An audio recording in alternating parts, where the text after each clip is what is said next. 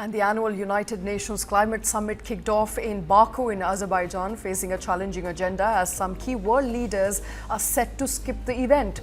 Adding to the challenges is rising concerns over the recent re-election of US President Donald Trump, who has openly denied the existence of climate change. As the leader of the world's largest economy, Trump's stance on climate issues could heavily influence the discussions and shape the global response to climate crisis. Off on Monday, but the planned absences of some key world leaders threaten to overshadow the event, along with looming worries over the impact of Donald Trump, a climate change denier, returning to the White House. We must invest today to save tomorrow. Tough talks on finance and trade are expected in Azerbaijan's capital Baku after a year of weather disasters that have emboldened developing nations' demands for funds.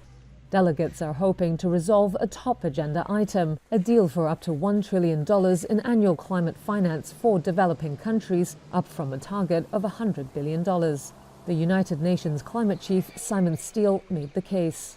If at least two-thirds of the world's nations cannot afford to cut emissions quickly, then every nation pays a brutal price. So let's dispense with the idea that climate finance is charity.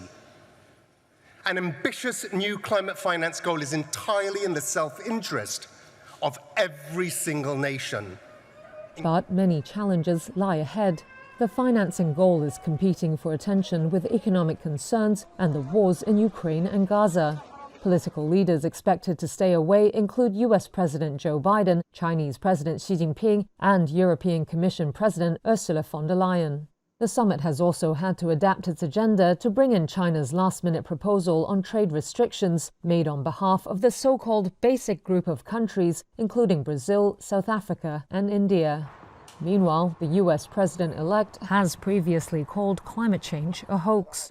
Trump has also said he will again withdraw the United States from the Paris Agreement, which is the global treaty to cut planet-warming emissions. We're going to rejoin the Paris Climate Accord. The country rejoined the treaty under Biden after Trump's first stint as leader. Many at the summit are worried US disengagement could lead other countries to backpedal on existing climate pledges or scale back future ambitions. The outgoing Biden administration has taken a new step to back the climate cause, though. The US, along with Japan, have just finalized a world-first sovereign deal to guarantee some of the Asian Development Bank's loans, freeing it up to lend more for climate-related projects.